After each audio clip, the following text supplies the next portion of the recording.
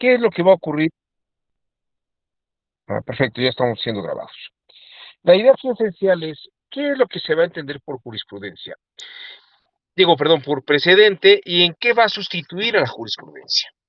Y bien, para esto voy a mostrarles a ustedes eh, algunas láminas preparadas para hablar sobre el proyecto que tiene la Corte y que tiene el Poder Judicial Federal y que de algún modo va a cambiar toda nuestra idea de lo que es una jurisprudencia. De hecho, la figura tradicional, que era la de la tesis y la jurisprudencia tradicional, va a cambiar por lo que es el precedente. Y lo que hoy vamos a platicar es el precedente y cómo funciona el precedente. Para empezar, les diría que la capacitación que está dando la Judicatura Federal y que está pretendiendo extenderse en algún momento, será precisamente a partir del texto que ven ustedes aquí señalado de Diego López Medina. Este es un colombiano muy importante que escribió un libro muy famoso. Este, aparte de que es un libro de él que es muy famoso, tiene otro que se llama La teoría impura del derecho. Diego López Medina es un investigador colombiano que en el derecho de los jueces trata de hacer una adaptación, una exposición sobre las líneas jurisprudenciales que van a operar en el campo de los precedentes. Y vamos a analizar parte de esta obra, que es la que está utilizando incluso el Poder Judicial de la Federación, en lo que antes era el Instituto de la Judicatura Federal, para capacitar en la formación de los criterios de precedentes. Vamos a ver en esta sesión lo que es el análisis dinámico de precedentes, el análisis estático de los precedentes, y hablaremos sobre lo que es la analogía, que es la metodología que se va a llevar a cabo. Para empezar, déjenme decirles, he colocado algunas láminas esenciales. Lo que está pretendiendo el Poder Judicial ahora es crear como una especie de diagramas de flujo que a los jueces y a las juezas de primera instancia les sirvan como una especie de casilleros en las que tendrán que asentar o tendrán que canalizar los asuntos de cierto tipo, eh, tramitando lo menos posible con criterios personales la resolución de los casos. Para los que se dedican a la judicatura, a las operaciones jurisdiccionales, las personas que están dedicadas a ser secretarios y secretarios de estudio o que en algún momento han hecho alguna labor vinculada con la resolución de asuntos judiciales, que esto seguramente les va a sonar muy extraño. Ya no van a tener que resolver de una manera más profunda y hacer un estudio a profundidad de los asuntos, porque bastará con ver qué tipo de asunto se está presentando, qué tipo de problema jurídico hay y dirigirlo en las líneas establecidas para que se resuelvan los casos. Y aquí también les voy a dar un dato que es muy importante. Les voy a dar una exposición que es muy importante. Hagan de cuenta que con base en estadística, con base en la estadística, van a ver cómo se han resuelto los asuntos de un tipo o de otro, y el asunto que sea semejante a lo que se ha ido resolviendo, lo van a canalizar en esa línea de resolución de asuntos. Entonces, ¿en qué consiste el trabajo que se debe de hacer para generar toda la infraestructura de estos temas? Bueno, eh, aquí ven ustedes a la izquierda, dice 1, conceptos fundamentales de línea jurisprudencial. Estos conceptos fundamentales de la línea jurisprudencial son precisamente esos canales de, de coincidencias y de diagramas de flujo. Una línea jurisprudencial es una idea abstracta ¿m? Eh, que de algún modo puede graficarse para comprenderse, y lo que vamos a ver en él es un patrón de desarrollo decisional. Todas las decisiones de un cierto tipo se van a generar o se van a operar en esa línea jurisprudencial o de precedentes.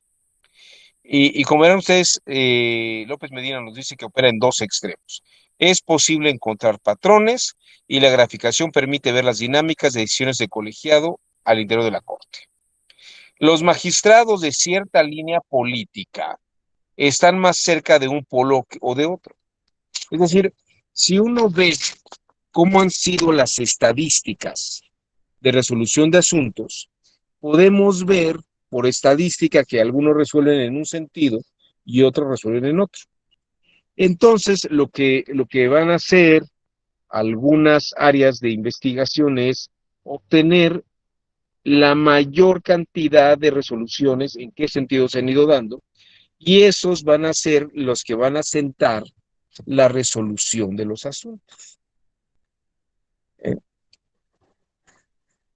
Y eso va a establecer una regla de reiteración que va a ser obligatoria para garantizar la igualdad en otros casos análogos. Fíjese, la idea de esto es que si se resuelve la mayoría en un sentido, que todos los que tengan las mismas cualidades se resuelvan en el mismo sentido. De ese modo se garantiza que con los mismos criterios se puede resolver de manera igual. Yo sé que les está sonando muy raro lo que les estoy diciendo, sobre todo a la gente que se ha dedicado a la impartición de justicia, porque dirían, bueno, pero es que cada caso tiene sus peculiaridades. Bueno, en la línea de decisión jurisprudencial, no, para estos criterios se va a tratar de unificar. Y ahora sí que a los que tienen asuntos iguales, que se les trate iguales. Y los que no tienen el mismo tipo de asuntos, que se les trate de manera desigual. Como verán, estos criterios muchas veces, bueno, estos criterios los está estableciendo gente desde la academia, no gente que ha estado en la operación misma de la judicatura. De algún modo, lo que se pretende con esto, lo que pretenden estos teóricos, es generar un control formal del sistema jurisprudencial y emplear el mismo criterio para el mismo patrón fáctico de asuntos, ¿no? Y vamos a ver cómo son estas graficaciones. Aquí le estoy poniendo del lado derecho una copia de la página del libro donde empieza a explicar estas cosas. Tenemos un problema jurídico y dos extremos, ¿no? Como diciendo, bueno, de un lado lo resuelven de una manera y otros lo resuelven de otra. El espacio medio entre las respuestas polares permite identificar el lugar relativo de la jurisprudencia. Permite, por tanto, ubicar si la respuesta está situada en uno de los polos o cerca de ellos. Cada uno representa la ubicación de un precedente judicial. Entonces, vamos a ver, hagan de cuenta que sacamos por estadística, que además esto es una idea de la escuela de Girona y de Michel de Tarufo, sacar por estadística lo que más ha ocurrido para resolver ciertos casos y excluir lo que menos ha ocurrido porque se llega a considerar como algo menos probable. Eh, déjenme adelantar unas láminas para que pueda verse esto de una manera tal vez más fácil. Vean ustedes, aquí del lado derecho, hagan de cuenta, todos estos números son números de sentencias, de resoluciones de sentencia. Y aquí pueden ver, la sentencia tiene valor de precedente para casos futuros, y aquí la jurisprudencia es fuente de manera auxiliar. Estas son formas en que se resolvió de manera secundaria, y aquí tienen ustedes estadísticamente cómo unas influyen sobre otras, y se ha resuelto más con esta tendencia. Entonces, esta tendencia, en esta teoría, pretende convertirse en una línea de resolución jurisprudencial y a su vez buscar una sentencia maestra que se llama la sentencia Ito, que va a ser la sentencia precedente. Y a partir de esa sentencia precedente se van a resolver todos los demás asuntos. y habrá que estudiar no la tesis ni la resolución sola, sino todas las razones que hay en la tesis, digo, en la sentencia, porque no solamente es cómo se resolvió, sino la lógica que está dentro de toda la sentencia o toda la resolución.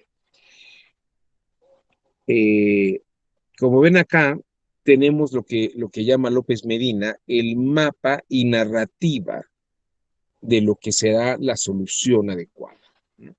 Ya platicaremos con más calma si el método es afortunado o no lo es. A mí me parece que no lo es, porque además quienes se han dedicado a la jurisprudencia o a la impartición de justicia entenderán claramente que esto está echando por tierra toda la labor fina de la actividad jurisprudencial, ¿no? Sin embargo, déjenme decirles que esto, si se hace bien, se lograría un sistema como el de los Estados Unidos. En los Estados Unidos, el precedente no tiene esta lógica que está planteando López Medina. El precedente funciona como toda una lógica y una racionalidad que debe servir de aplicación analógica para otros casos. Ahorita vamos a hablar de la parte analógica, porque es toda una metodología y tiene que ver con una comprensión de teoría del lenguaje. Eh, y esto es una cosa que no se está terminando de enseñar y de aprender bien. De hecho, hay una polémica interesante en la Corte y hay asuntos que no han quedado todos resueltos. Ya empezó a haber precedentes, ya empezó a haber precedentes y los presentan como si fueran tesis. Pero cuando uno aprieta ciertas palabras, cierto vocabulario, el, el, la síntesis del precedente manda a la sentencia y a las partes de la sentencia donde uno puede entender todas las razones implícitas. Si tienen ustedes oportunidad de entrar al semanario judicial de la Federación, sería interesante que lo exploraran, porque ahí es donde ustedes podrán ver estos primeros precedentes. Ahora, la misma Suprema Corte de Justicia todavía tiene una polémica con respecto a eso y están haciendo algunos ajustes, porque todas las tesis jurisprudenciales, todas las tesis aisladas, se tomarían como resoluciones secundarias.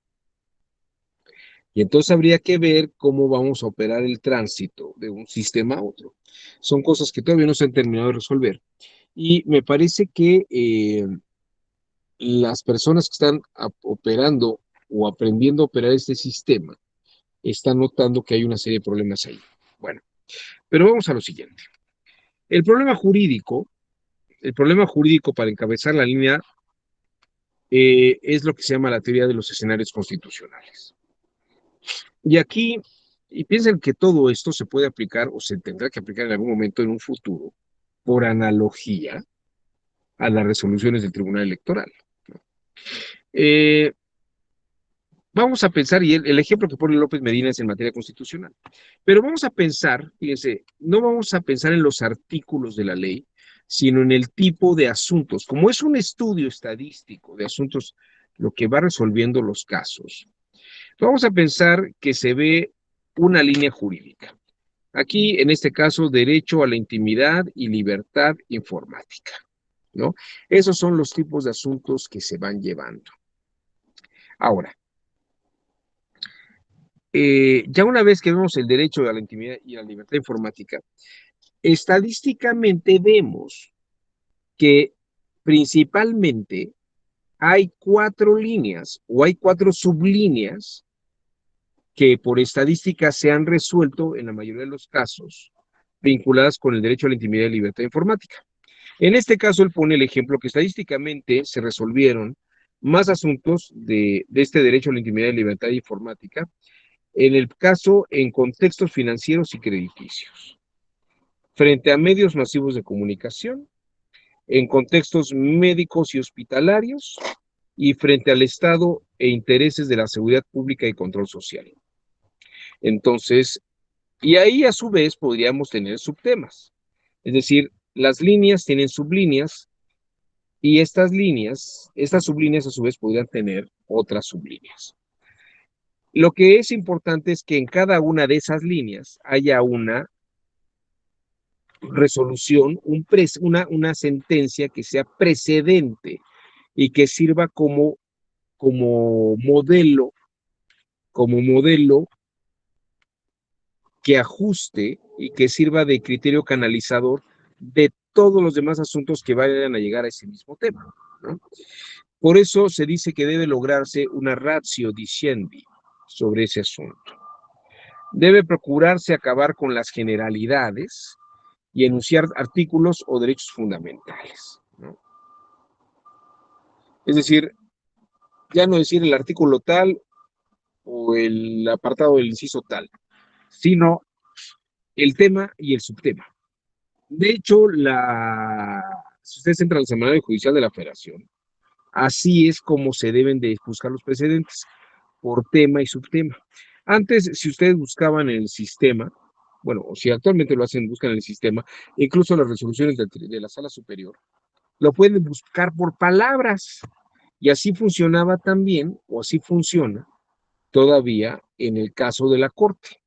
Pero cuando ya empieza a haber precedentes, que es como ya empieza a haber algunas resoluciones que se convierten en precedentes, creo que llevamos 2 o 3. Lo que hay que buscar son temas y subtemas. Ya no buscan ustedes por palabra. O sea, buscan derecho a la intimidad, libertad informática y frente a medios masivos de comunicación. ¿Quién está estableciendo estas líneas y sublíneas, temas y subtemas?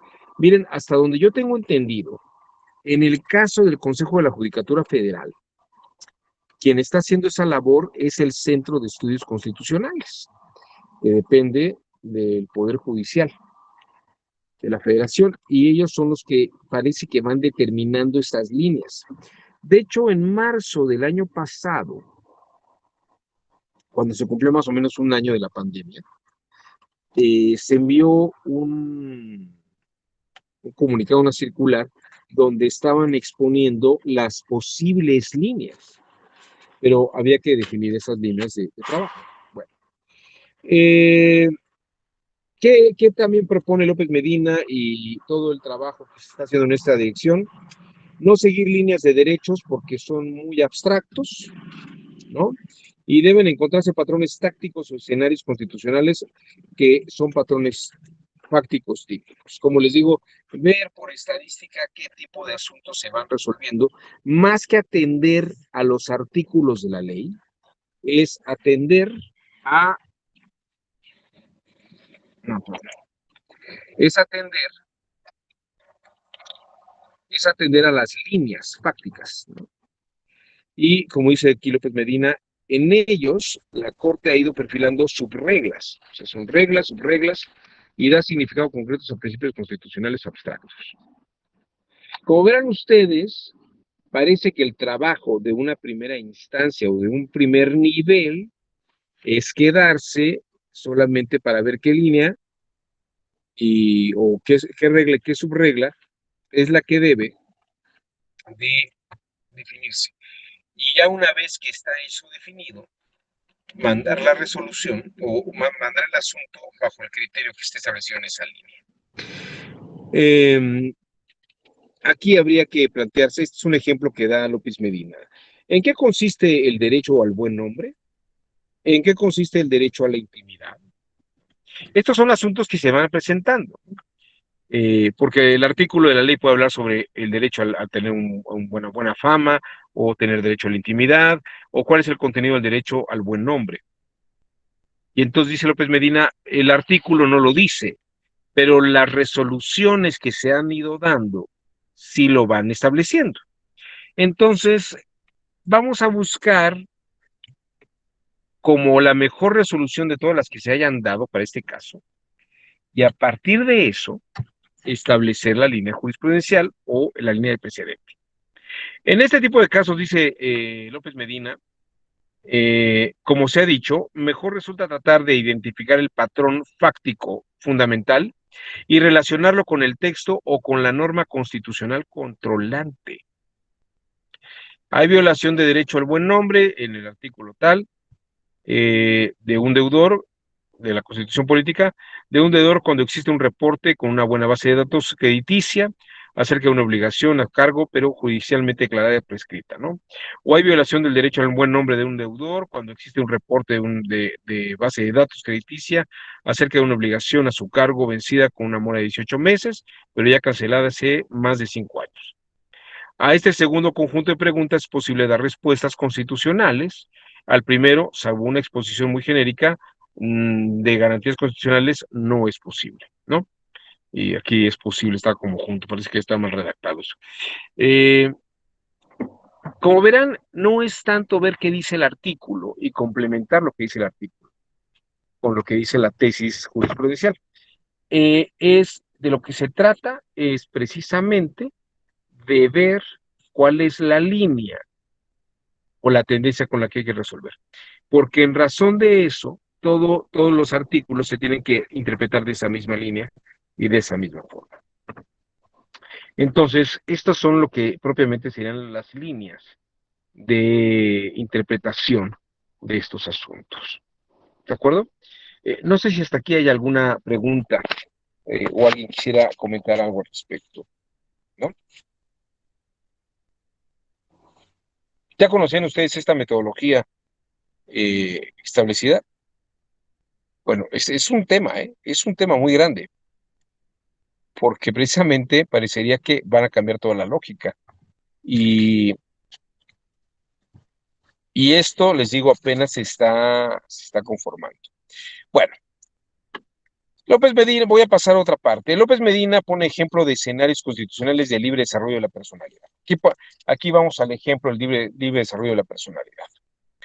Dice López Medina, una adecuada confección de los encabezados de las líneas de jurisprudenciales puede enfocar la atención a problemas jurídicos más específicos que los conceptos que actualmente se exponen en los manuales de derecho constitucional. Uno podría ver teorías, ¿no? Y en los manuales o en los documentos que vemos en las universidades, pues definiciones que hacen los teóricos. Pero ellos lo que dicen es, ¿para qué estar viendo teorías si mejor podemos ir a las resoluciones directas de los operadores jurisdiccionales? Vamos a ver esas resoluciones directas de los operadores jurisdiccionales. Y entonces, la forma en que los abordan, y es ahí donde yo creo que viene la crítica más importante, es a partir de, de las estadísticas. O sea, se van a definir por estadística. Y ya platicaré yo en otro momento si la estadística es un método bueno para establecer líneas prudenciales, jurisprudenciales o líneas de resolución. Ya les había hablado yo de líneas y de reglas y sus subreglas. Aquí viene el otro ejemplo sobre la libre desarrollo de la personalidad, ¿no? Tenemos asuntos que en la ley hablan sobre el libre desarrollo de la personalidad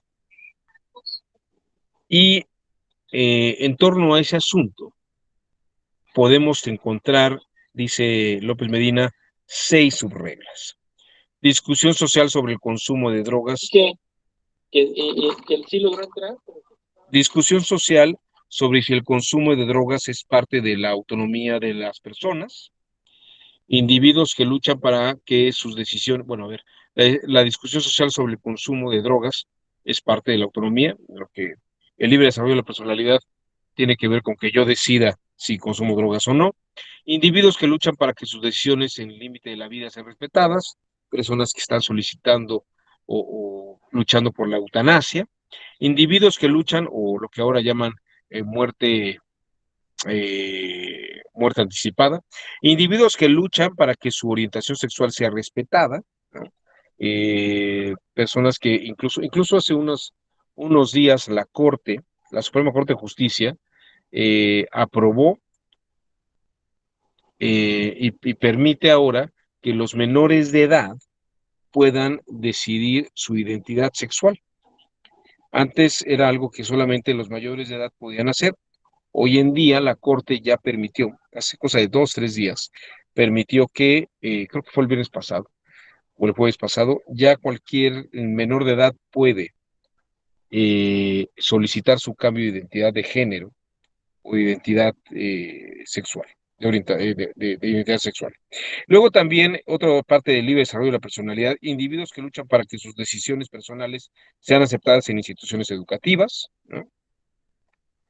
Por ejemplo, estoy pensando en los testigos de Jehová o los mormones que no quieren hacer los honores a la bandera, este tipo de cosas. Individuos que luchan para que sus opciones personales sean respetadas al interior de las instituciones castrenses, ¿no?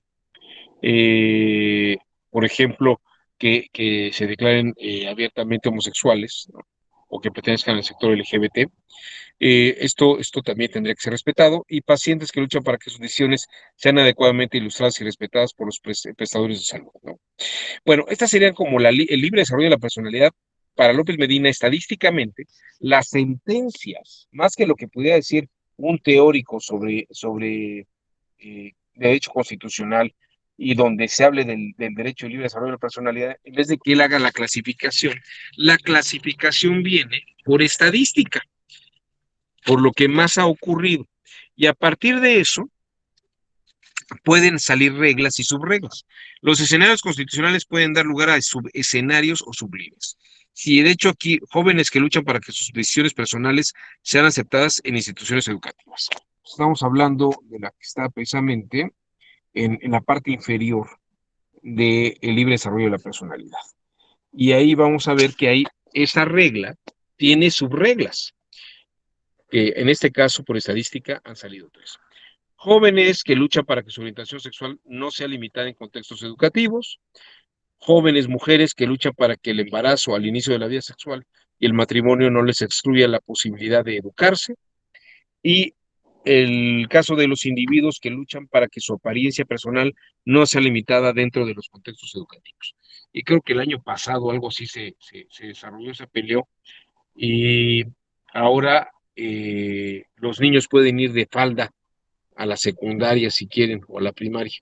Recuerden ustedes que en el caso de la Ciudad de México se permitió eso, que se considera un gran logro, porque ahora ya los hombres, o bueno, los varones que deseen vestirse con falda pueden ir con falda, ¿no? No sé cuánta gente habrá utilizado o ya habrá hecho uso de esta norma jurídica eh, que fue tan polémica, ¿no? Fue tan polémica en este caso. Bueno, les decía que el día de hoy me está haciendo el favor de acompañarme el maestro Gerardo de Esa Dávila, quien ha estado muy de cerca viendo y analizando cómo es que se va dando esta implementación de la teoría de los precedentes y cómo todavía no se termina de ajustar en este caso. Gerardo, buenas tardes, ¿estás por aquí?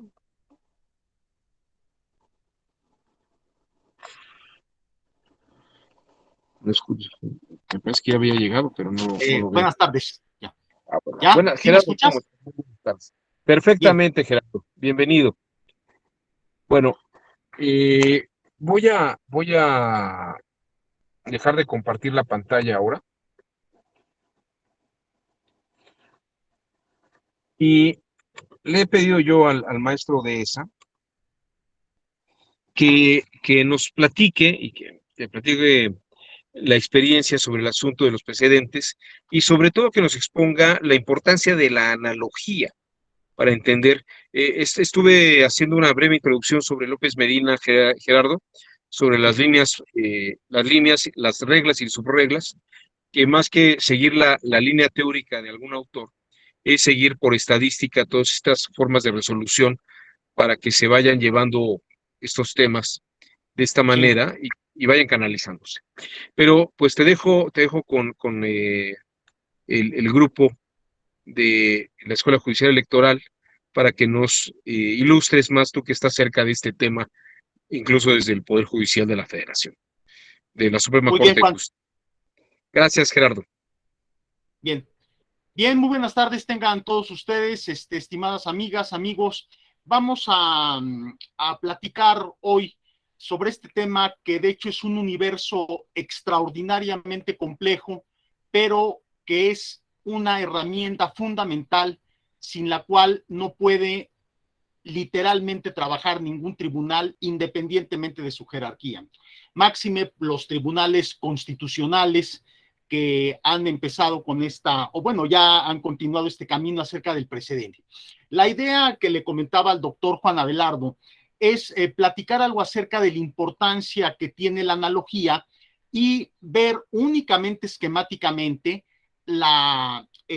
cómo empezó con la reforma de marzo al Poder Judicial de la Federación, posteriormente a la reforma constitucional, la reforma a la ley orgánica del Poder Judicial de la Federación, la ley de amparo, que como ustedes saben, la última reforma es de 7 de junio de 2021, una recientísima reforma donde trata precisamente del precedente y algunos aspectos relevantes de la jurisprudencia. Bueno, para esto podemos evidentemente hacer varias distinciones, pero me gustaría a mí plantearles, pensando quizá en el tipo de ayuda más eficaz que ustedes tuvieran a mente, la trascendencia de la analogía. ¿Por qué razón? Primera aseveración, y con gusto me gustaría escuchar sus comentarios. Recuerden que tanto la argumentación como la construcción de los precedentes que ahora se está afinando, se está batallando, es en base precisamente a la ponderación de argumentos, ¿no? Y luego cuando nos enfrentamos a operaciones que ya ustedes están familiarizados, de distinguir entre obiter dicta, la ratio decidendi y en fin, este universo, es cuando la analogía se presenta como un instrumento extraordinariamente poderoso.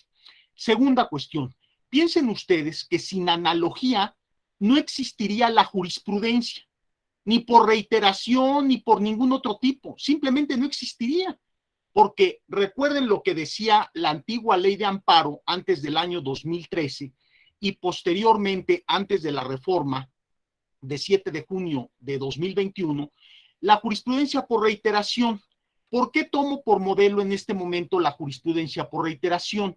Porque como decía la antigua ley de amparo y lo repite la nueva a partir del artículo 215, específicamente en el artículo 216 y 217, la jurisprudencia por reiteración sigue existiendo, claro que sí, en nuestro sistema, pero se reserva solo a los tribunales colegiados de circuito.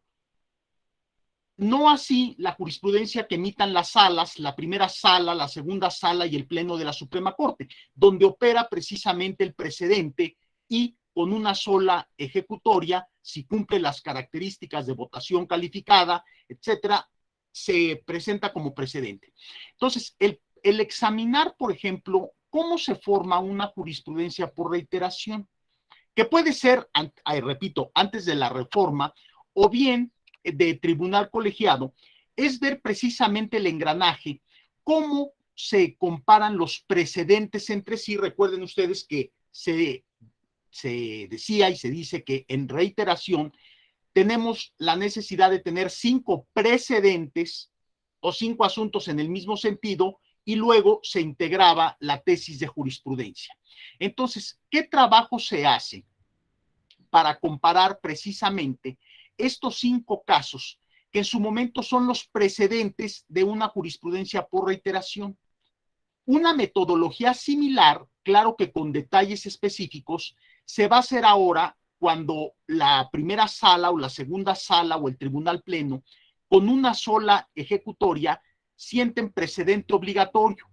El uso de la analogía va a ser indispensable aún y todavía más cuando ustedes apliquen precisamente o quieran aplicar, previo el estudio de la ratio decidendi y del obiter dicta, un determinado precedente al asunto que están ustedes estudiando o a la situación que están promoviendo o postulando, defendiendo.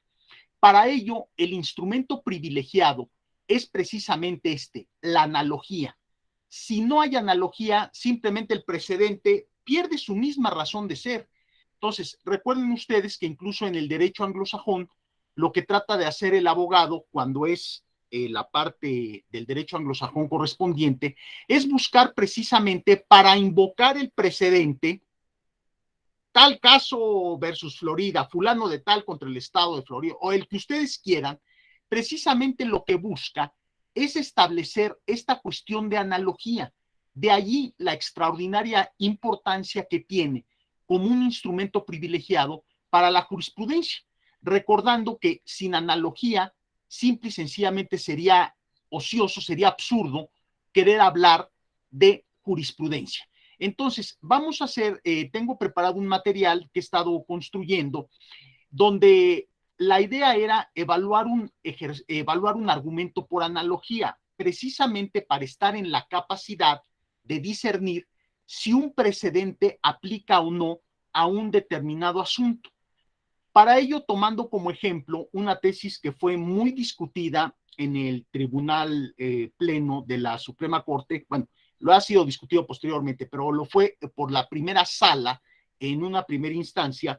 Recuerden ustedes el tema en parte de lo que hablaba el doctor Juan Abelardo en la rica temática que les presentó, de los matrimonios entre personas del mismo sexo, tema que ha generado un sinfín de polémicas. Incluso han visto ustedes que varios estados de nuestra república no quisieron en primera instancia aceptarlo y fue evolucionando hasta que la Corte lo consolidó en una jurisprudencia. Entonces, aquí viene el estudio de los precedentes y de las características que tiene la formación de una tesis de jurisprudencia. Y este material lo podemos trasladar como un instrumento. Recuerden, la analogía es un instrumento fundamental en el campo del derecho. Yo creo, sin temor a equivocarme, y me gustaría mucho, si es así, o si piensan de otra manera, poderlo compartir para precisamente afinar y ponderar argumentos. Yo creo que de los argumentos del derecho, los hay muy importantes si ustedes han podido emplearlos en sus labores profesionales. El argumento sistemático, el argumento a contrario sensu, el argumento histórico, el argumento teleológico, el argumento de autoridad, el argumento psicológico, etcétera. Pero realmente, si ustedes reflexionan, y lo reitero, el argumento por analogía es el argumento estelar del derecho. Piensen, y reitero, que sin él no hay precedentes. Pues, ¿precedente de qué? ¿Con qué lo voy a comparar y voy a poder decir el precedente es o no aplicable al caso concreto B? Si no se le parece nada, si no guarda analogía con él, perdería su razón de ser. Entonces, si ustedes me permiten, déjenme compartirles, permítanme un momento.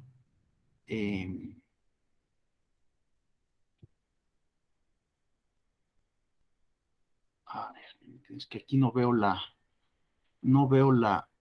cuestión de compartir. Permítanme activar subtítulos, desactivar cámara.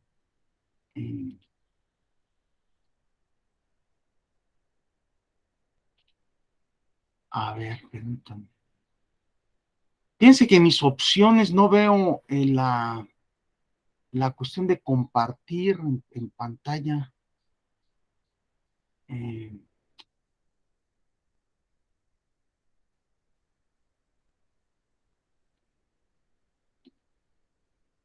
A ver, vamos a ver. Avísenme si están viendo. Si están viendo ustedes la analogía a la creación jurisprudencial. Sí. ¿Sí le están viendo? ¿Lo ven con nitidez, con claridad? Sí, alguien que me pueda avisar, si no, para no estar hablando en el vacío. Sí se ve. Sí se ve. Bueno, vamos a, es que aquí yo lo veía medio oscuro, no sé por qué.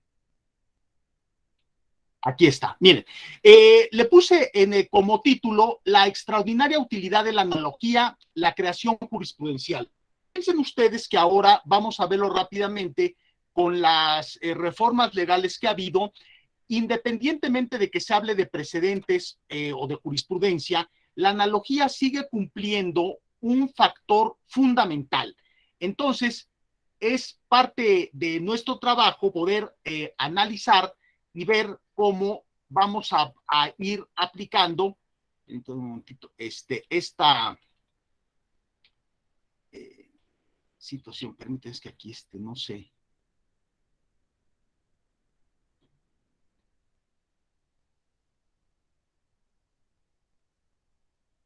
Permíteme, no sé por qué no.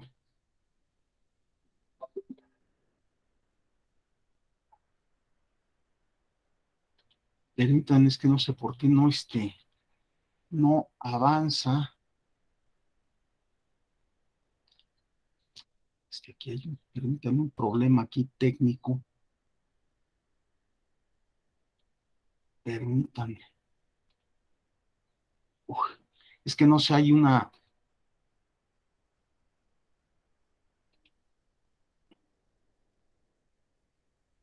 Permítanme, hay un problemita aquí. Permítanme, no entiendo. Aquí no está en la. No está aquí en la. El material no está aquí. Permítanme, no entiendo, no da. No puede, no acepta. Permítanme, no acepta. A ver. En teoría debería estar aquí, pero no.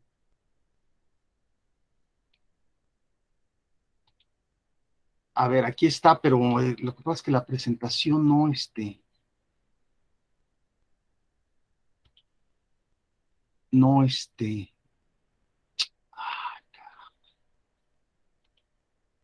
no, no obedece. Permítanme.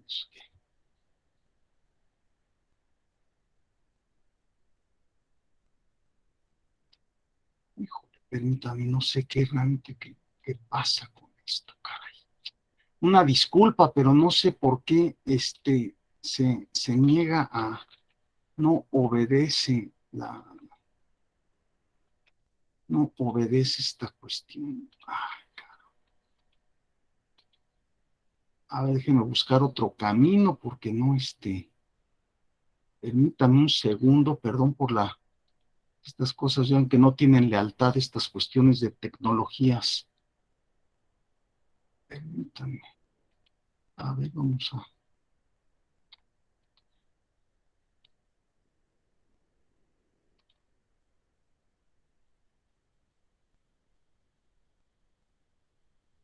Permítame.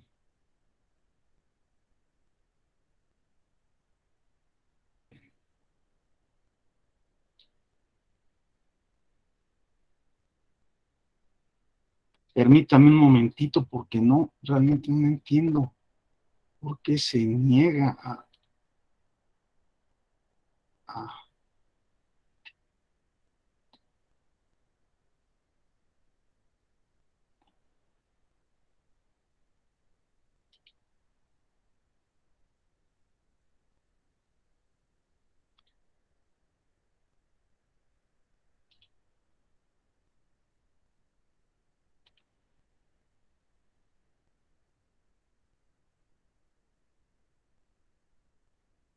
Permítame, a ver. Vamos a ver otra, permítame, déjenme ver si.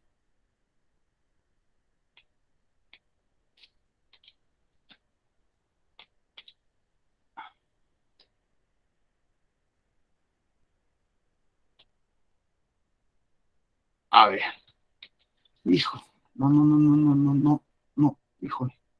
Perdón, pero esto no tiene, no tiene, no avanza la presentación. Ah, qué cara. A ver,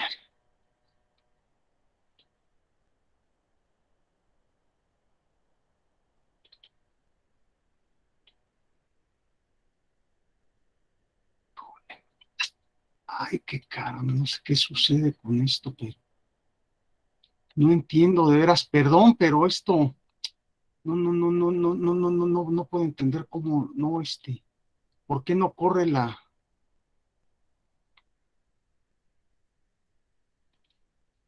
aquí está compartir, pero no corre a ver. ¿Están viendo la segunda, una que dice la analogía es uno de los argumentos fundamentales? Sí. Ya, perdón, empezó a correr, no tengo la menor idea, pero bueno, miren, aunque no los tenga yo en visión, vamos entonces a hacerlo de esta manera. Miren, entonces, les había comentado que la analogía es uno de los argumentos fundamentales para poder precisamente pasar a esta cuestión. Entonces, la analogía es el método fundamental que nos va a auxiliar en la tarea del precedente, e incluso, al fin y al cabo, las famosas líneas jurisprudenciales, para construirlas, vamos a entender, como en parte lo dijo muy bien Juan Abelardo y los autores que ha mencionado López Medina, las líneas jurisprudenciales parten fundamentalmente de la creación de una determinada metodología. En esta metodología que nos va a llevar al estudio de las sentencias para empezar a establecer sus características y formar las temáticas correspondientes, la analogía será entonces, les repito, el instrumento privilegiado. Entonces, si nosotros examinamos cómo se forma una jurisprudencia por reiteración, vamos a dejar por descubierto la mecánica que vamos a emplear al examinar los precedentes y precisamente a que nos lleve a concluir este precedente es aplicable a este caso concreto o la tesis originada de este precedente es aplicable a este caso concreto. Para ello, pues vamos a tener precisamente que acudir, como lo tienen en la pantalla, que dice la puesta en práctica de un ejercicio analógico. Sí están viendo esta diapositiva, ¿verdad? Sí. Perfecto, entonces seguimos adelante, porque yo no tengo el recuadro para verlos a ustedes, entonces no puedo ver, pero si me salgo de aquí, no camina esto, entonces vamos a ir presentando las láminas. Si alguien quiere intervenir, por favor, con toda confianza, repito, esta es parte fundamental de este ejercicio. Cualquier duda o comentario, inmediatamente interrumpan. Esta es parte de la tarea de la argumentación, escuchar y ponderar los argumentos y examinarlos. Bueno, únicamente de manera esquemática vamos a arrancar con parte del fundamento. Únicamente, repito, esto nos llevaría a un análisis que no vamos a hacer ahorita, no tiene caso hacerlo, en parte ustedes lo conocen, únicamente es tenerlo al día. Es la gran reforma judicial de 2021 que ustedes conocen, que la planteó el actual ministro presidente, para precisamente señalar que se consolide en un aspecto mayúsculo la Corte como tribunal constitucional, ¿no? Bueno, ahora, lo que me interesa destacar en la lámina que están ustedes viendo, que es parte del discurso del ministro presidente respecto de la reforma, fíjense ustedes que en la parte donde dice que tienen ustedes en color fuchsia, en color diferente, una apuesta por un perfil diferente de juzgador y juzgadora federales, aparte de los consabidos problemas que puede tener el Poder Judicial, es crear una mentalidad diferente del juzgador y ello, por supuesto, impacta cómo trabaja y en el cómo trabaja, pues se plantea el uso de la jurisprudencia y los precedentes. Entonces, en el Diario Oficial de la Federación viene el decreto con la reforma correspondiente y fundamentalmente del artículo 94, que en su párrafo correspondiente nos remite a que el último párrafo en la lámina que están ustedes viendo, las razones que justifiquen las decisiones contenidas en las sentencias dictadas por el Pleno de la Suprema Corte de Justicia por mayoría de 8 votos y por salas por mayoría de 4 votos, serán obligatorias para todas las autoridades jurisdiccionales de la Federación y las entidades federativas. Entonces, recuerden ustedes que al hablar de razones que justifiquen las decisiones, estamos hablando precisamente de los argumentos que las justifiquen. Entonces, nuestro marco sería, evidentemente, la reforma constitucional, la ley orgánica del Poder Judicial, la ley de amparo con los artículos que se acaban de reformar recientemente y el acuerdo general 17/2019 de la propia Corte que se refiere a la elaboración de las tesis de jurisprudencia y que no puede dejar de lado la cuestión del precedente. Entonces, dentro de esto tenemos un acontecimiento que tienen aquí en la lámina, extraordinariamente trascendente que, como todos ustedes saben, el inicio de la 11ª época de jurisprudencia, ¿no?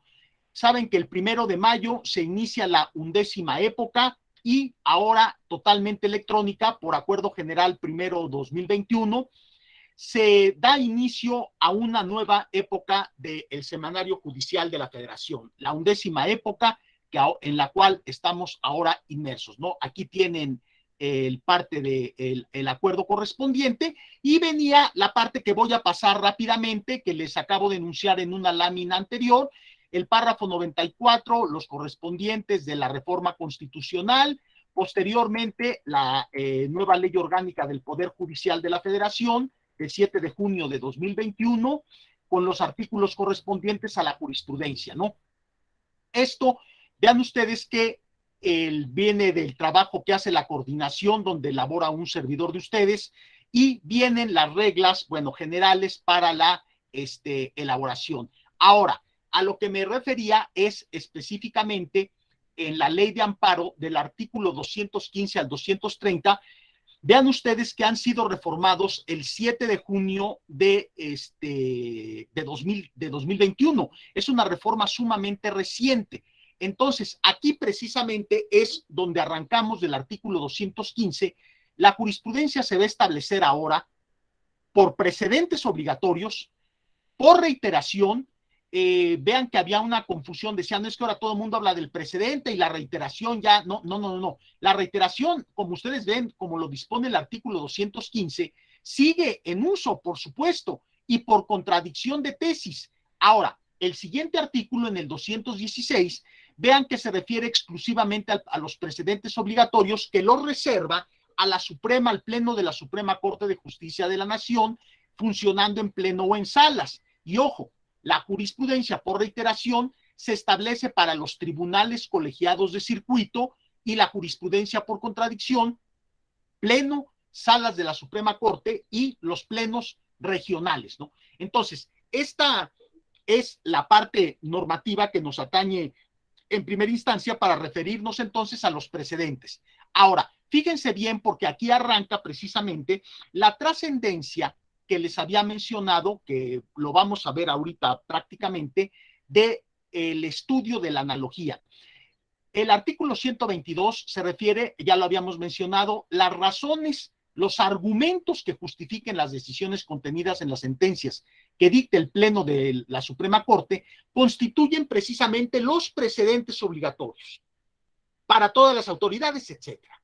Luego, lo mismo sucede en el artículo 223 con las salas. Entonces, vean ustedes que, siguiendo posteriormente el artículo 224 por reiteración, el precedente necesariamente lo voy a tener que analogar o voy a tener que examinar guarda analogía para poderlo emplear en mi caso concreto, en mi asunto concreto, independientemente de que tenga otro proceso de formación y solo sea uno. Vean ustedes que en el artículo 224, la jurisprudencia por reiteración se establece por los tribunales colegiados cuando sustenten por unanimidad un mismo criterio en 5 sentencias no interrumpidas por otro en contrario. Es decir, si se hubiera redactado quizá de otra manera este artículo, hubiera dicho por 5 sentencias esencialmente análogas, no interrumpidas por otro en contrario. Entonces, vean que aquí tanto retrocedo, tanto la jurisprudencia por precedentes obligatorios como por la jurisprudencia por reiteración, precisamente van a ocupar como instrumento privilegiado la analogía. Ahora, en esto de la analogía, lo que es muy importante es que ustedes sepan lo siguiente. El estudio de la analogía prácticamente es un estudio multisecular.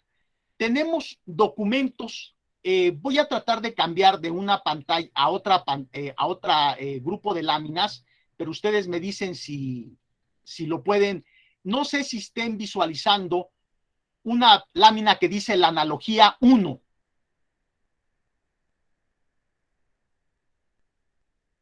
¿Alguien me podría decir si están viendo una lámina que dice la analogía 1? Bueno, No se ve. se ve donde dice acuerdo general. Así es. Ah, bueno, sí, no sé por qué, pero ya no le voy a mover. Olvídenlo en otra ocasión, que tengamos a los dioses más propicios, porque ahorita definitivamente el tiempo corre y por lo menos les quiero plantear la inquietud de la forma sistemática en que podemos abordar la analogía. Las láminas que pretendía presentarles era ver la trascendencia del estudio de la analogía. Miren, tenemos documentos que estudian la naturaleza de la analogía prácticamente desde el siglo VI antes de Cristo hasta el día de hoy. Entonces, ustedes únicamente vean históricamente que por un periodo de prácticamente 2500 años se ha reflexionado sobre la analogía. Hombre, se ha reflexionado sobre la analogía por la trascendencia que tiene. Y les he reiterado que sin analogía no existen los precedentes, no tendrían razón de ser y tampoco de ninguna manera podrían existir la jurisprudencia. Y los casos análogos, pues ¿cuáles análogos? Son elementos que tengo que comparar y ver por qué es aplicable el precedente o no, independientemente del estudio de los obiter dicta y de la ratio de Chidendi. Entonces, esta parte es fundamental y en las láminas que para otra ocasión quedarán, era una historia de la analogía breve para mostrar esquemáticamente el desarrollo de prácticamente 20 siglos de estudio de la analogía y en las cuales el derecho ha tomado una parte importantísima en su desarrollo. Bueno, en esta parte es del Acuerdo General 17 diagonal 2019, es un acuerdo plenario de la Suprema Corte, del Pleno de la Corte, donde del artículo 39 al 42 dice cómo se van a entender los elementos que integran la jurisprudencia y el precedente. No únicamente se los informo, lo pueden localizar fácilmente en la página de la Corte y tener elementos para precisamente orientarse, ¿no?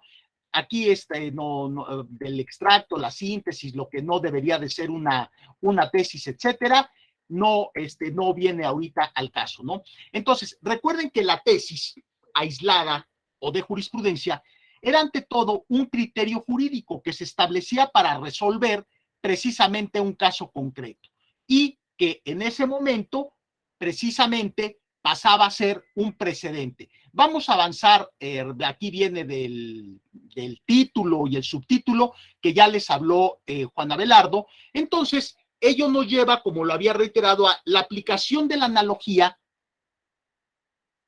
Vamos a hacer, a mostrar, aunque sea en sus líneas generales, la aplicación de cómo podemos constatar que una analogía es realmente aplicable para descubrir si un precedente nos puede servir o no nos puede servir. La presencia de la retórica en la elaboración de una tesis de jurisprudencia o le podemos poner en la elaboración del precedente. Bueno, les comparto brevísimamente, puesto que es un tema muy amplio, la retórica es parte fundamental de la estructura del discurso jurídico. Piensen ustedes que al fin y al cabo el precedente y la propia jurisprudencia, sea por el precedente obligatorio, como dice el artículo 215, por reiteración o por contradicción de tesis, es un discurso judicial especialmente privilegiado por el impacto y, en su caso, la obligatoriedad que tiene para resolver de manera análoga. Este es el punto, amigos y amigas, de manera análoga, o bien cuando no quiero emplear el precedente, me veo obligado a dar los argumentos que sustenten por qué no voy a seguir el precedente que tiene carácter obligatorio. Entonces, la retórica es la que estructura el discurso, es la que tiene por tarea la estructura que tienen ustedes aquí, por ejemplo, en pantalla de una tesis, que puede ser aislada, en este caso jurisprudencial, como ven ustedes, independientemente ahorita de la época de la quinta a la onceava, en este caso de la 10ª época de la primera sala, tiene una estructura que precisamente plantea la retórica. Entonces, si nosotros conocemos los elementos de la retórica, nos va a quedar mucho más claro cualquier parte del discurso y precisamente saber el origen de esta nueva estructura, ¿no?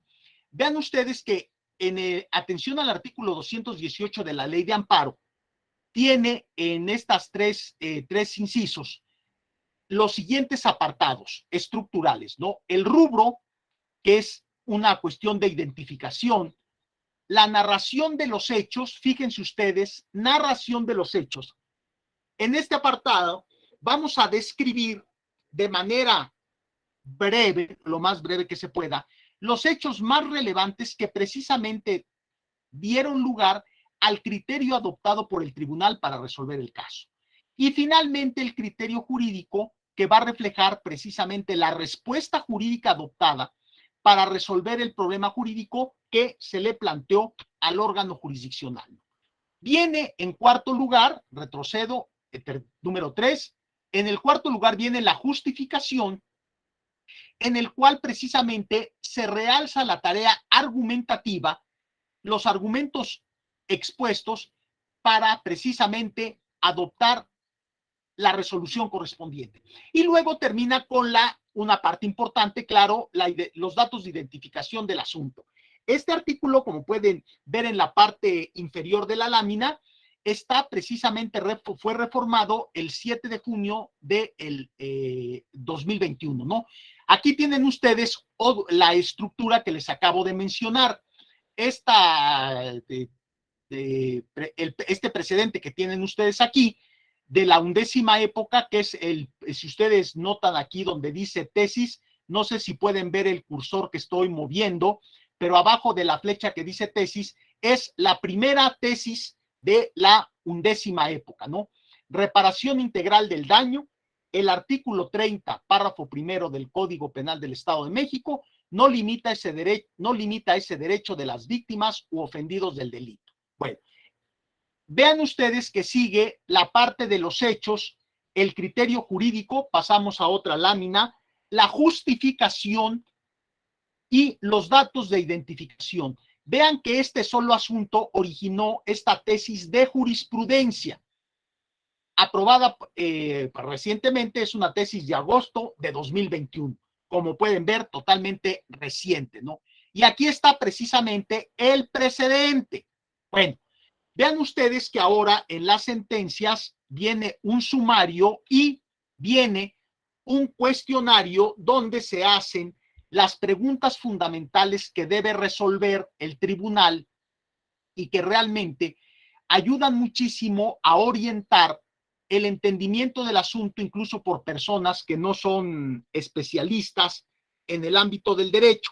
Son las preguntas fundamentales que se haría prácticamente un profesionista, una persona con cultura media, claro, evidentemente redactadas por profesionales del derecho, y esto es parte de la estructura. Ya sigue la sentencia con las partes que ustedes recuerdan, y para que vean ustedes el impacto del discurso y de la importancia de la retórica, del discurso retórico latino, fíjense ustedes que la retórica tiene por objeto precisamente ordenar el discurso, ponerle orden, hacerlo coherente, entendible y derivado de todo ello, pues que me cause cierto nivel de persuasividad y cierto nivel de convencimiento, que es a lo que pretende al final de cuentas una buena sentencia, ¿no? Ahora, ¿qué entendemos nosotros por discurso, compañeros, compañeras? Entendemos el habla puesta en movimiento, punto. Olvídense de una definición formal de discurso. Una tesis es un discurso jurídico, claro. Un precedente es un discurso jurídico, claro que sí. El discurso jurídico o de cualquier otra materia es el habla puesta en movimiento, oralmente o por escrito. Entonces, si ustedes ven precisamente el rubro, esta parte que inicia es parte de el discurso retórico latino. Aquí viene, bueno, los antecedentes, de dónde salió el rubro, etcétera. Ahora, En el rubro llamado también ahora el título y el subtítulo, hay una figura que es clásica de la retórica, que es el hipérbaton. Recuerden ustedes, o cuando estuvieron en la Facultad de Derecho o al inicio de su carrera profesional, que resultaba a veces, ¿por qué hay a veces este trastoque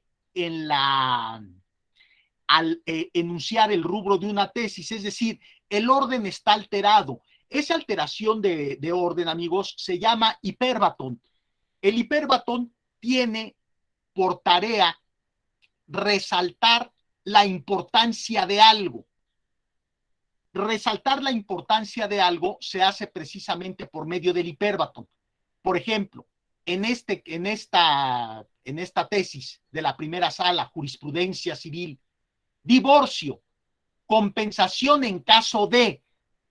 Esta forma de inversión, a esto se le llama precisamente el hipérbaton y es una parte de la retórica latina, ¿no? Una figura retórica, como tienen ustedes aquí en la lámina, que lo que intenta es o se utiliza para crear y agregar más profundidad e interés en la estructura de la oración, ¿no? Entonces, bueno, aquí venía más del hipérbaton. Ahora, fíjense ustedes que esta es la estructura general del discurso retórico latino. Vean ustedes, por favor, la trascendencia que esto tiene. Si ustedes ven atentamente, aquí está implícita la estructura de la sentencia completa. Lo que nosotros conocemos por vistos y resultandos, considerandos y puntos resolutivos es esta estructura. De hecho, si nosotros quisiéramos indagar o les podría preguntar a ustedes, ¿de dónde viene el orden de la sentencia, de las sentencias que actualmente se redactan en México, independientemente de los tribunales locales o de los tribunales federales? ¿Ustedes qué responderían? Porque de aquí vamos a sacar también el orden que tiene ahora, como les acabo de mostrar, el precedente, una tesis por reiteración, aunque sea aislada o de jurisprudencia, y en la contradicción de tesis, bueno, al fin y al cabo son dos tesis que se oponen, pero que tienen esta estructura. Piensen ustedes, ¿de dónde viene el orden de las sentencias en el sistema jurídico mexicano, en nuestro derecho positivo? Si les preguntaran, ¿qué responderían ustedes? Hombre, una cuestión, ¿qué se les ocurre? Pues, seguramente han leído no una, sino muchísimas sentencias. ¿De dónde viene esta estructura?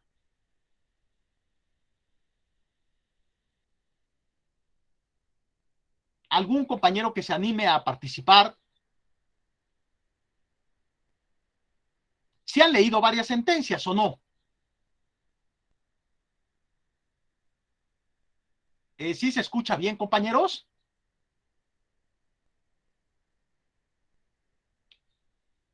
¿Se escucha bien o no se escucha? Sí, sí se escucha bien.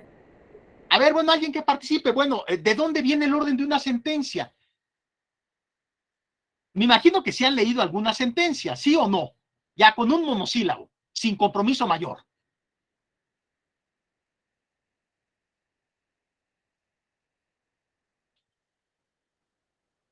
¿No? ¿No han leído ninguna sentencia? Yo creo que sí han leído varias.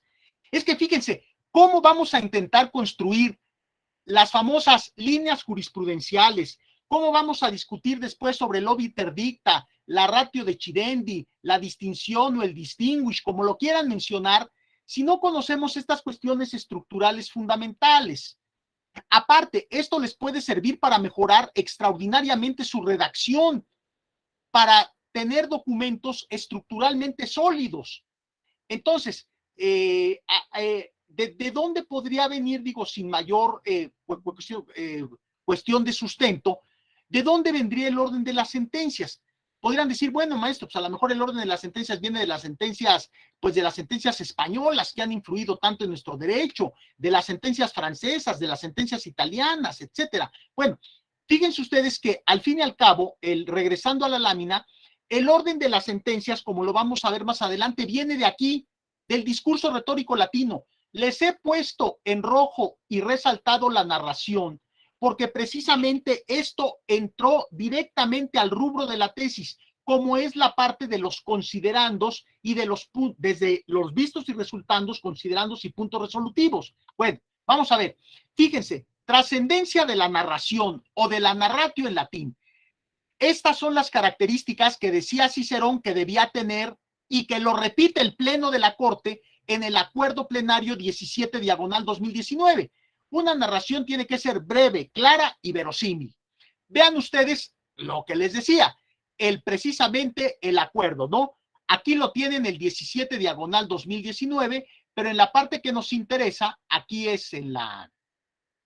Vean, siguiendo al artículo, al artículo 40, adelanto, vean esta parte que es la que nos interesa.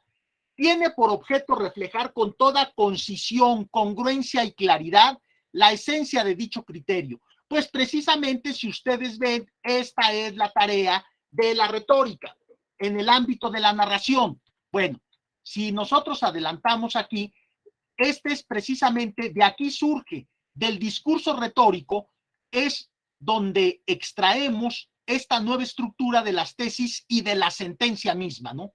Si ustedes ven, por ejemplo, en esta tesis de nuevo formato, libertades económicas, hechos, criterio jurídico, justificación, y con ella termina esta parte estructuralmente, con todas sus características, está precisamente extraída del citado esquema que nos plantea la retórica. Este es otro acuerdo, pero aquí damos una explicación de lo que debería entenderse por concisión, la congruencia, que son palabras que muchas veces se manejan, pero realmente a veces no queda nada claro. Ese es precisamente el problema, no queda claro. Vamos a adelantar para precisamente ver parte de las tareas, al menos esquemáticamente, que debe de realizar nuestro intelecto para realizar esta tarea, tanto con el precedente como con una tesis por reiteración. Fíjense, examine el siguiente criterio, el siguiente texto jurisprudencial. Fíjense cómo dice examine, no lea. Lo podemos ver aquí para llamar su atención, este ejemplo felino. A primera vista lo podemos ver así, medio adormilados, allí está, y no tenemos mayor, quizá, expectativa. Si nosotros leemos esta tesis de jurisprudencia, vean, reciente, de la 10ª época, de la primera sala, vean enseguida cómo vamos a tratar de fragmentar y de ver con un prisma, llamemos de microscopio, esta tesis de jurisprudencia, que precisamente es el resultado de la comparación o de 5 asuntos en el mismo sentido, es decir, de 5 precedentes que dieron origen a esta tesis por reiteración. Y luego vamos con la cuestión del precedente, que al fin y al cabo la técnica fundamental es exactamente el uso de la analogía. Ahora vean esta misma tesis que les presentaba en las láminas anteriores, en 2 láminas anteriores, pero vista como está con toda atención viendo este felino a la Catarina que está en esa hoja, ¿no? Está fragmentada, puesto que aumenté el número de letra. La razón de ser de los colores es ir viendo las partes estructurales de esta tesis. Vean ustedes, esta es una tesis como la pudiéramos ver, pero fragmentando las partes que tienen extraordinario interés.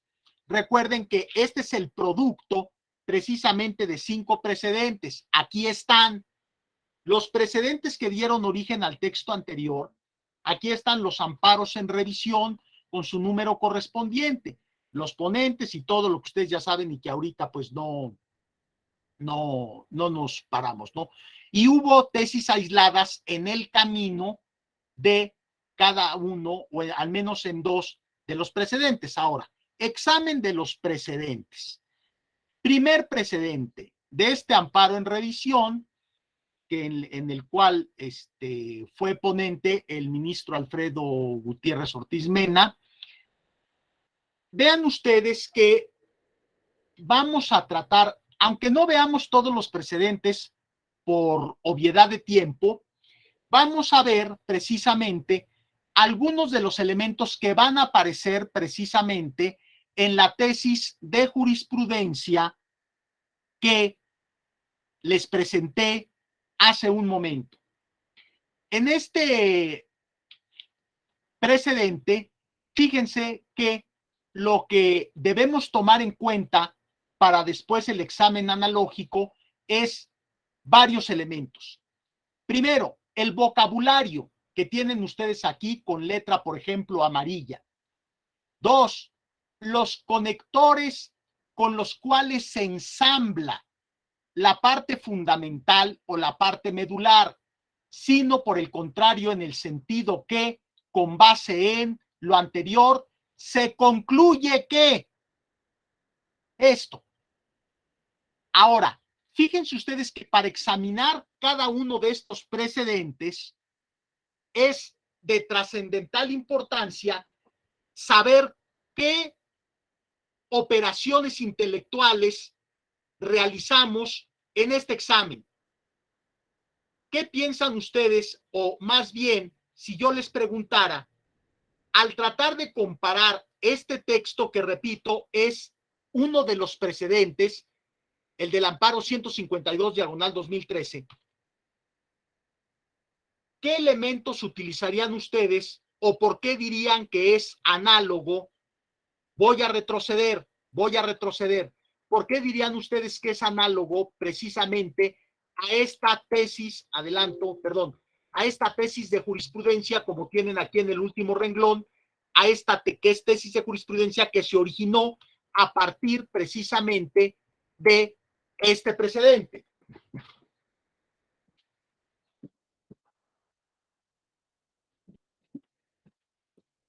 ¿Cómo la ven? ¿Qué dirían ustedes?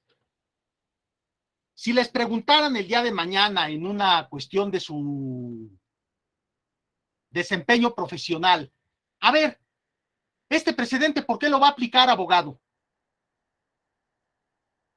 Si ni tan siquiera es análogo, ¿qué responderían ustedes?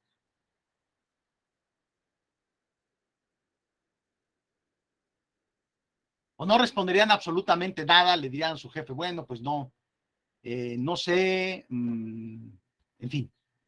Tienen que responder algo. ¿Qué responderían ustedes? O bueno, no sé, que se lo turnen a otro abogado, tengo mucho trabajo, no sé qué hacer. O de plano, pues es igualititito, mire. ¿Qué responderían? Es decir, lo que les estoy ahorita llamando su atención, compañeros, es precisamente cómo anda su ejercicio de la analogía. Miren, si me dirían, a ver, argumente usted, imagínense que son los defensores ustedes, que son los defensores de un asunto. Lo que quieren ustedes es de que se les aplique esta tesis. Y el juez les va a preguntar, ¿por qué quieres que te la aplique? Dame un argumento. ¿Cuál es tu argumento? O viceversa. Imagínense ustedes que su alternativa es que no quieren que les aplique esta tesis, aunque sea de jurisprudencia, pero lo que quieren es que no se les aplique. Les preguntaría el juzgador, ¿por qué? Si optan por quedarse callados, créanme que el asunto sería desastroso, ¿eh? O sea, no iría nada bien. Entonces, ustedes somos profesionistas del derecho, son argumentadores, son redactores, etcétera. ¿Qué argumentarían? O de plano, no, pues no, señor juez, pues no, fíjese que no.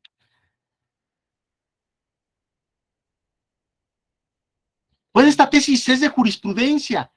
Se hizo del artículo antes reformado, pero quedó igual el artículo.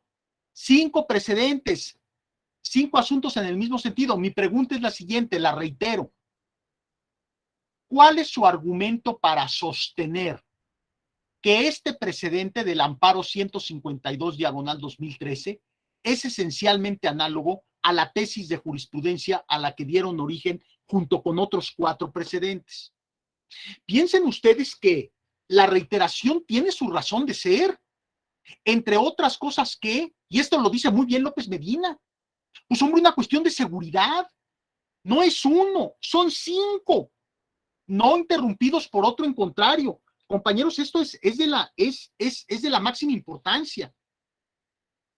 Pero entonces, mi pregunta se sostiene. ¿Cómo sustentan ustedes que es análogo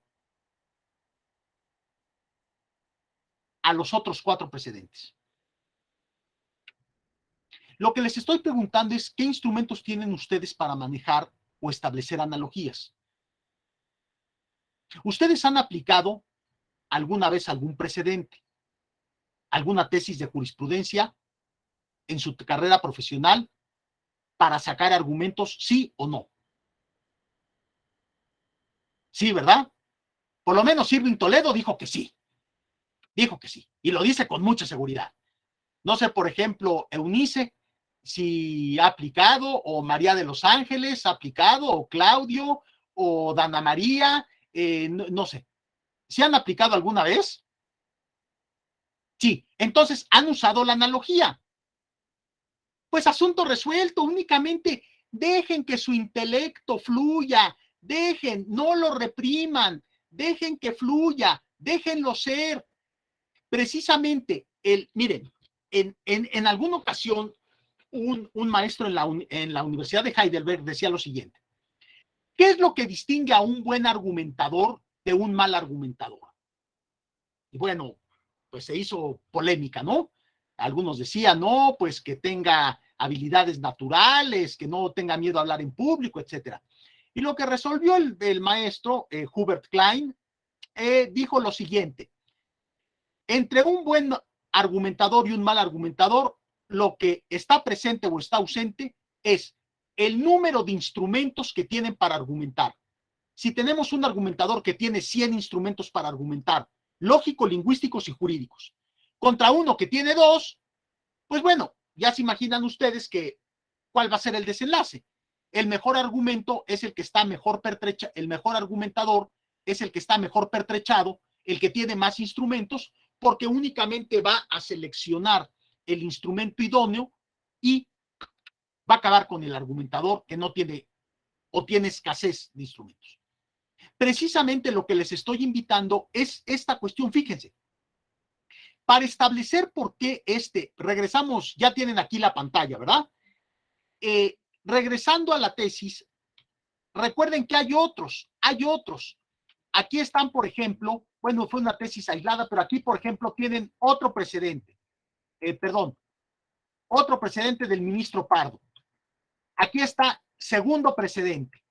Vamos a adelantar rápido y ahorita les digo cuáles son las operaciones intelectuales. El tercer precedente de la ministra Sánchez Cordero. El cuarto precedente del ministro Cosío, que generó una tesis aislada. El cuarto precedente del ministro Pardo Rebolledo y el quinto precedente del ministro Ortiz Mena, otro del ministro Ortiz Mena. Ahora, entre estos 5, este texto que les he pasado, ¿cómo lo voy a analizar para precisamente compararlo? Y ya que la Corte ha establecido en varios precedentes y ha reiterado en el presente, precisamente me atengo pues a la autoridad de la Corte, no lo dijo la Corte. Pero hombre, ¿por qué precisamente se formó la tesis de jurisprudencia? Miren, había una consideración aquí del argumento de autoridad, pero ahorita lo vamos a saltar y vamos a ver precisamente esta cuestión de lo que hemos visto de la analogía, pero esta cuestión. Esta es mi pregunta y reitero.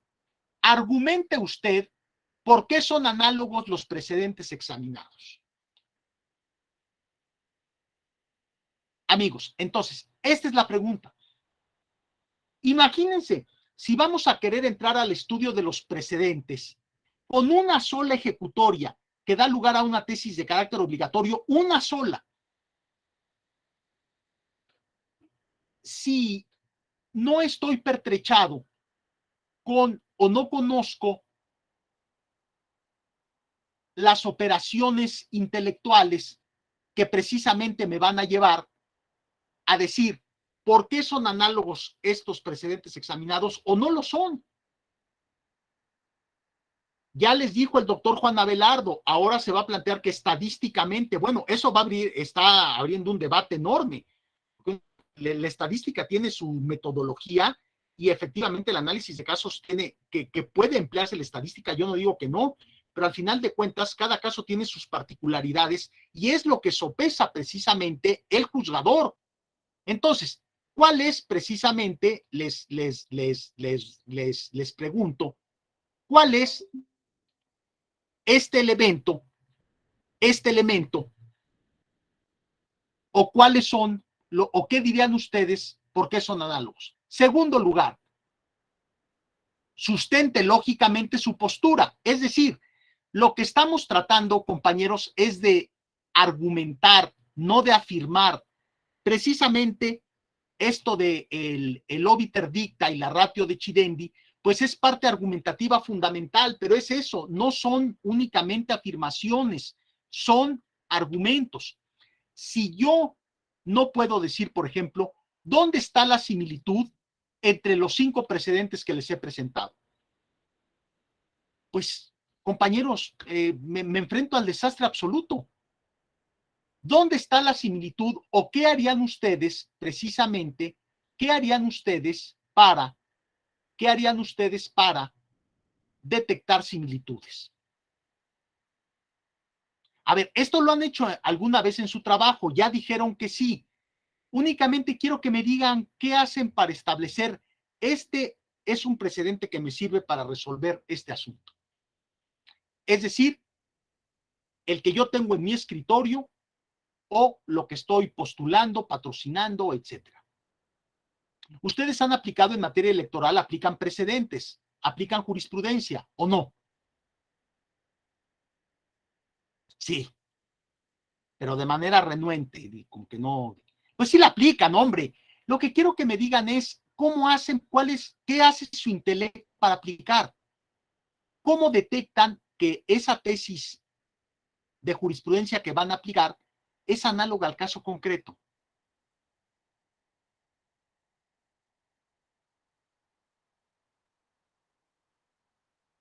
A ver, como juzgador los escucho. Intenten convencerme en un asunto que hayan tenido ustedes de que la tesis la aplicaron correctamente y así resolvieron el asunto. Ahora, piensen ustedes que de manera genérica, de 10 asuntos, digo, de manera genérica y extrapolando, de 10 asuntos que ingresan, por ejemplo, a un tribunal, ¿cuántos de estos 10 asuntos creen ustedes que se resuelven por jurisprudencia, vía jurisprudencial? Es decir, por precedentes.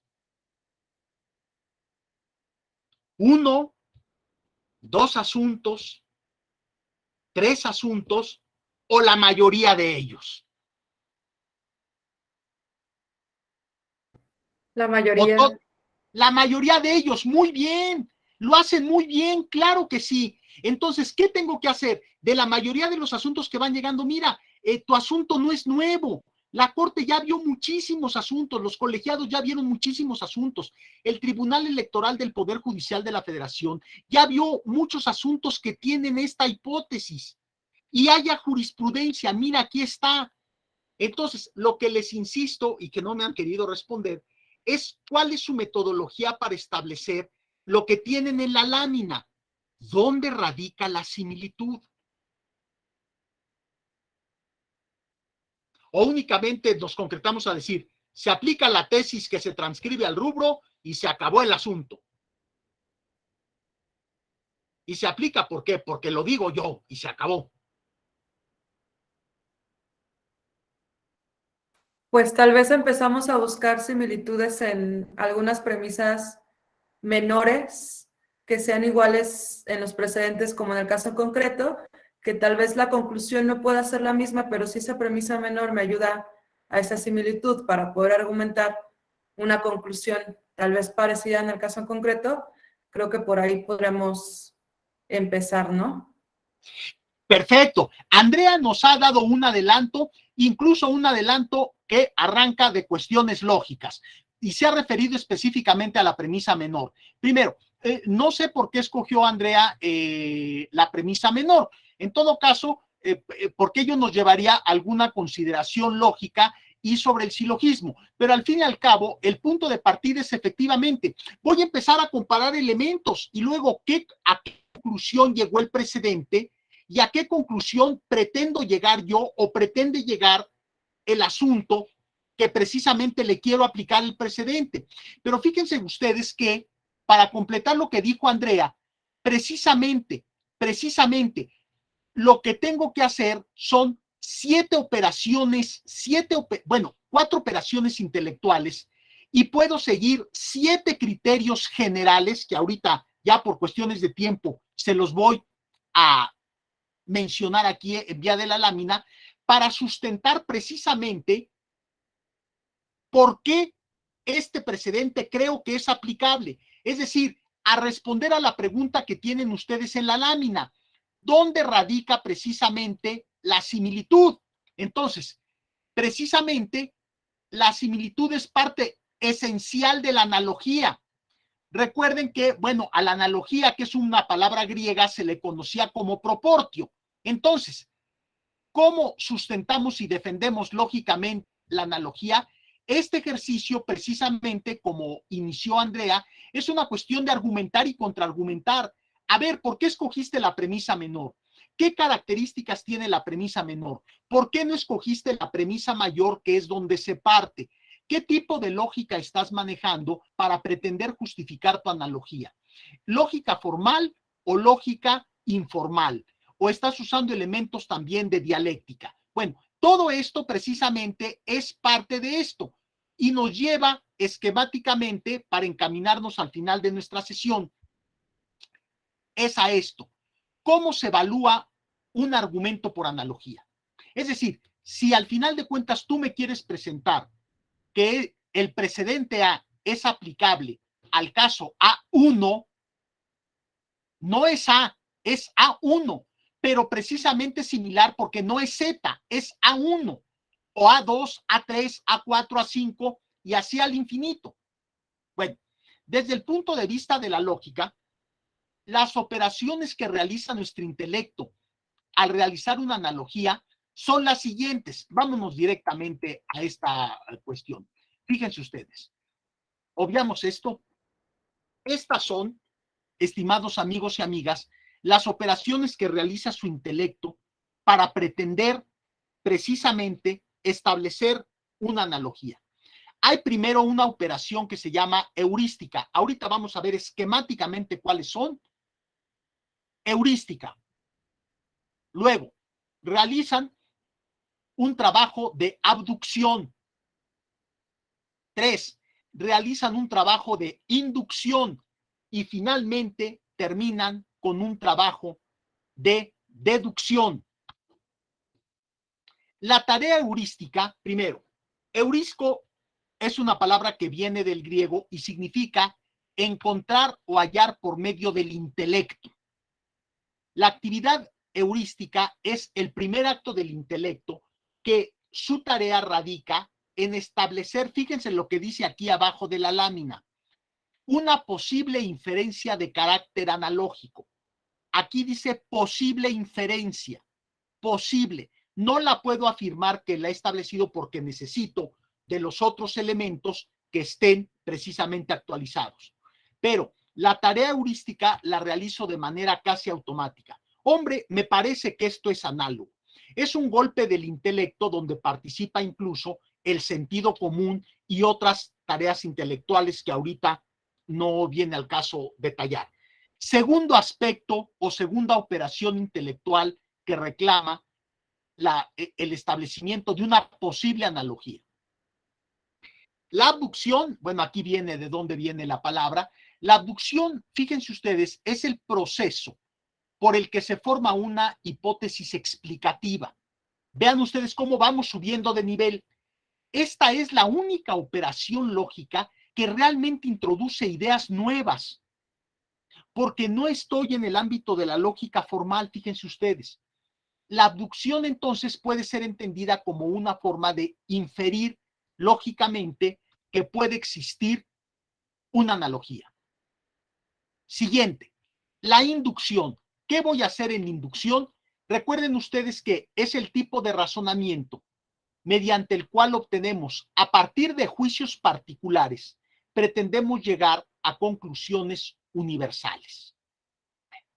Y finalmente, vamos a hacer un proceso de deducción. Este proceso de deducción, precisamente, es como el retorno. Una vez que he establecido los principios generales, los voy a aplicar a los casos concretos. Entonces, voy a deducir. Una vez realizadas estas tareas intelectuales, estas operaciones intelectuales, hemos dado un paso más para poder establecer el carácter esencial o solo accidental de una analogía. Estas operaciones: la tarea heurística, la abducción, la deducción y la inducción, que nos va a llevar a establecer, como tienen aquí en la lámina, la analogía de carácter esencial o de carácter accidental. Y precisamente puede haber un precedente que sea análogo. Fíjense ustedes, puede haber una tesis de jurisprudencia que sea análoga al caso concreto. Sí, yo no digo que no sea análoga, pero les pregunto, ¿es análoga esencial o accidentalmente? Si es análoga accidentalmente, quiere decir que no ingiere o que no se dirige a la materia sustantiva del asunto. Toca una parte, pero esa parte es precisamente accidental, no es la parte sustantiva. Entonces, precisamente, ello nos va a llevar, cosa que pudiéramos dejar para otra exposición, porque sería imposible concluirla en este momento, que ya nos dirigimos al final de nuestra sesión. Precisamente los criterios lógicos para la evaluación de un argumento por analogía. Piensen ustedes que al final de cuentas el todo precedente se ancla precisamente en la analogía. Si nosotros no tenemos este instrumento o no lo hemos desarrollado, alguno de los criterios ya lo dio Andrea. Hombre, pues tratarme de orientar en las premisas, ¿no? Ahora, en qué premisas me voy a orientar, eso precisamente nos va a llevar al estudio minucioso de cuáles son los criterios lógicos para evaluar un argumento por analogía. Pero uno de ellos efectivamente es la fuerza de las premisas respecto de la conclusión, no necesariamente de la menor, sino de la premisa, partiendo de la premisa mayor. Recuerden ustedes que la premisa menor es la que nos sirve de puente para arribar precisamente a la conclusión. Entonces, la idea en esta tarde, estimados amigos y amigas, era, como lo había platicado con el doctor Juan Abelardo, primero, plantear la riqueza extraordinaria y la complejidad de este tema. Lo que trata de hacer, repito, esto de las líneas jurisprudenciales, es precisamente la creación de una metodología. Y ya con una metodología adecuada, acercarnos al análisis de la sentencia para empezar a formar precisamente los aspectos temáticos, y luego vendrá el empleo de este precedente. Piensen ustedes precisamente cómo nace en la teoría de los precedentes, pues precisamente cómo se van a juzgar casos nuevos tomando en cuenta los casos anteriores que ya he resuelto. Es decir, no voy a empezar de la nada a resolver, voy a empezar de los precedentes, pero ahora la tarea, llamemos la neurocirugía jurisprudencial, con esta palabra, la neurocirugía, por el grado de delicadeza, radica precisamente en esta cuestión de la analogía. Les pregunto, ¿cómo establecen ustedes una similitud? Nuestra compañera Andrea apuntó alguna posible solución, pero hay más precisamente que van a formar precisamente la trama argumentativa para decir, este precedente es análogo a este otro. Y al caso concreto que tengo en mi escritorio o al caso que estoy postulando, precisamente quiero que me apliquen este precedente o comparto el argumento extraído de este precedente, cosa que sin el manejo adecuado de la analogía simplemente nunca lo voy a poder hacer o lo voy a hacer de manera muy defectuosa, que estaré muy lejos de causar la convicción o de causar la persuasión en el juzgador. Simple y sencillamente me va a desechar.